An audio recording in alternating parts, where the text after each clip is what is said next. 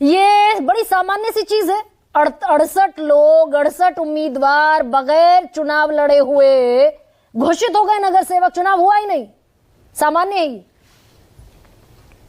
गरिमा जी नमस्कार, मैं आपकी बहस को सुन रहा हूं, तो मुझे बताइए 68 लोग जो निर्विरोध निर्वाचित हुए, क्या आप एक भी बात कह सकते हैं कि कौन सा कार्य असंवैधानिक तरीके से वहां हुआ? किसी ने फॉर्म भरा, उसने फॉर्म 5 भर के अपना विड्रॉ कर लिया और एक ही मात्र उम्मीदवार रहा, तो आप चुनाव अधिकारी क्या करेगा? उसको निर्विरोध नहीं करेगा तो उसके किसके सामने चुनाव लड़ाएगा?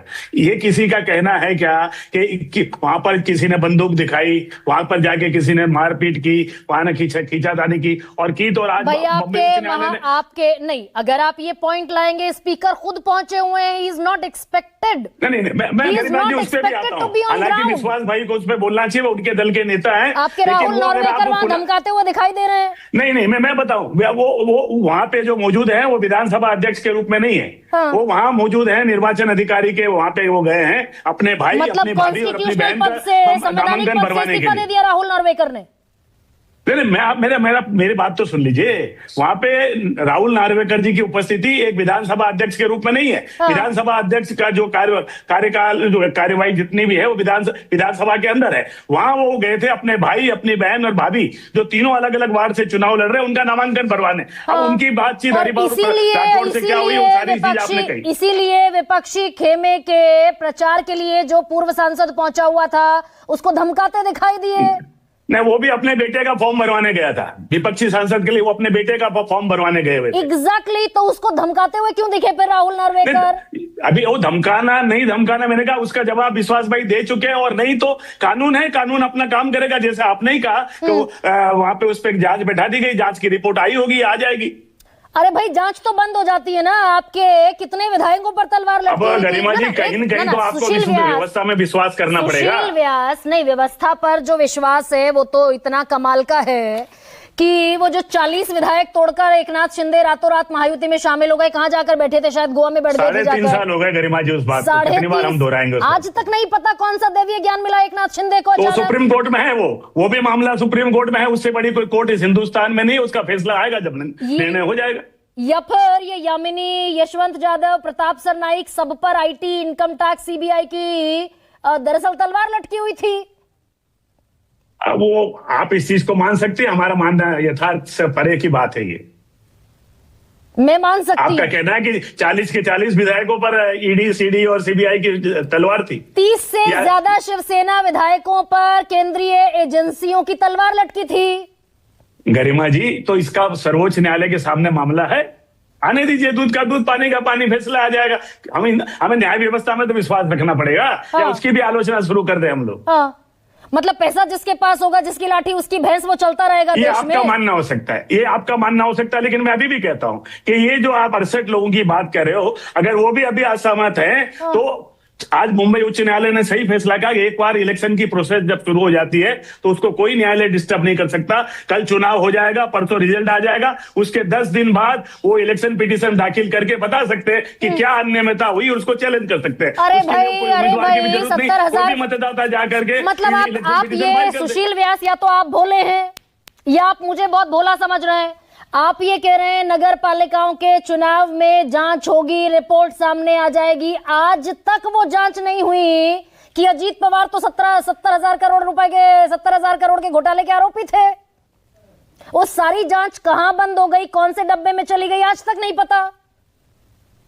उसकी भी एक लंबी चौड़ी फहरिस्त है। अगर आप उसी बात पे अगर चर्चा करेंगे, हालांकि मैं उस दल का प्रवक्ता नहीं हूं, लेकिन पूरी बात है किस तरह से, किन हालातों में उस जांच की, किस दौर पे, कब फाइल बंद हुई, कब चालू हुई। आज अजीत पवार जी ने, जैसे अतुल जी ने कहा, अजीत पवार जी ने खुद ने कहा कि किस तरह से, कब, क्या इस तरह के फंड इकट्ठा किया जाता है, उसको रोलिंग किया जाता है। ये एक जांच हो रही है।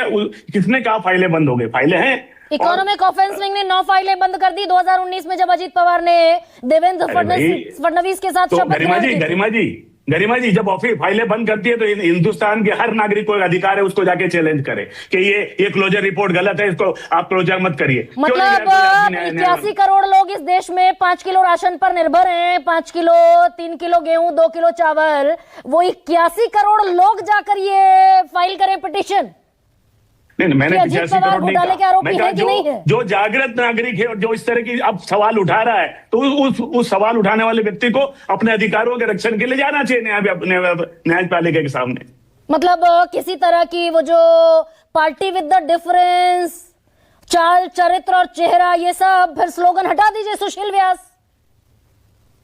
नहीं, हमारी पार्टी का तो जो भाई जिस गठबंधन के साथ खड़े हैं उसका नैरेटिव यही है ना, चाल चरित्र और चेहरा। अगर गठबंधन का प्रवक्ता यहाँ नहीं होता तो मैं छाती ठोक के उसका जवाब देता, लेकिन मेरे भाई विश्वास भाई हैं, उसका जवाब वो देने के लिए अधिकृत है। अगर वो नहीं होता तो मैं जरूर देता। विश्वास पाठक तो कह रहे मजाक हो रहा था।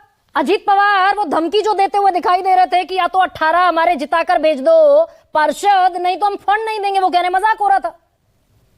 गरिमा जी, चुनाव प्रचार के दौरान एक आदमी अपने चुनाव क्षेत्र में जहां से वो लगातार 1992 से जीत के आ रहा है, करीब करीब 34 साल हो गए, वो उनके लिए एक परिवार का मुद्दा है। उन्होंने क्या कहा कि मैंने 18 उम्मीदवार खड़ा किया है, आप 18 के 18 को जिताइए, उसमें से कुछ कम होगा तो आप जानते हैं कि महाराष्ट्र का वित्त मंत्री मैं हूं, मेरे पास निधि है। ये एक तरीका है कि अगर आपको विकास के लिए निधि चाहिए तो मुझे 18 उम्मीदवारों की ताकत आपको देनी पड़ेगी। और नहीं तो मैं पैसा नहीं भेजूंगा, आप यहाँ गांठ लगाएंगे, मैं वहां गांठ लगा दूंगा। ये उन्होंने नहीं कहा। उन्होंने कहा मेरे पास चलाइए जरा अजीत पवार का बयान। रुकिए सुशील व्यास, चलाइए अजीत पवार का बयान।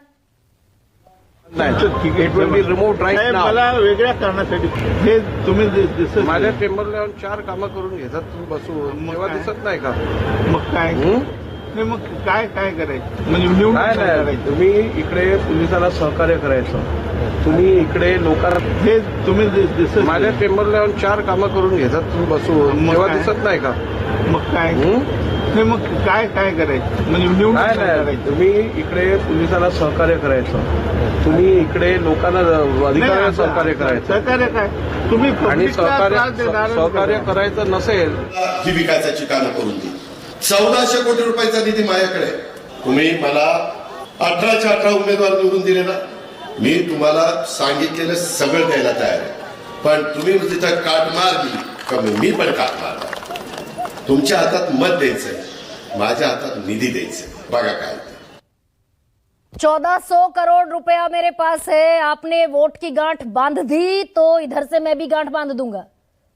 सुशील व्यास, वही बात जो मैंने कही आपसे। हाँ। मैंने जो यही कहा जो वो मराठी में कह रहे हैं, मैंने आपको हिंदी में वही दोहराया हाँ कि मुझे मेरे 18 उम्मीदवारों को जिता के ताकत दीजिए, उसमें कुछ कम करेंगे तो मेरे पास भी निधि है, मुझे फिर उसमें कम ज्यादा करना होगा। फिर तो ये 10,000 कितने करोड़, ये बीजेपी के खाते में, सुशील व्यास विश्वास पाठक भी बता देंगे, बीजेपी के खाते में 10,107 करोड़ रुपया है आज की तारीख में, और कांग्रेस के खाते में 133 करोड़ रुपया है। गरिमा तो जी, मैं माफी चाहता हूँ। अजीत पवार के पास तो 1400 करोड़ है ना, बीजेपी के पास 10,107 करोड़। 1400 करोड़ सरकार का है, कोई उनका अपना नहीं है। बीजेपी वो के वित्त बैंक मंत्री के अकाउंट रूप में में कह है। रहे हैं। बीजेपी के बैंक अकाउंट में है, फिर तो जिसके पास पैसा वो चुनाव कहाँ हारता दिखेगा। हाँ, तो बीजेपी के बैंक अकाउंट में है, उसका जवाब विश्वास भाई दे देंगे आपको, कैसे आया, क्या गलत है उसमें।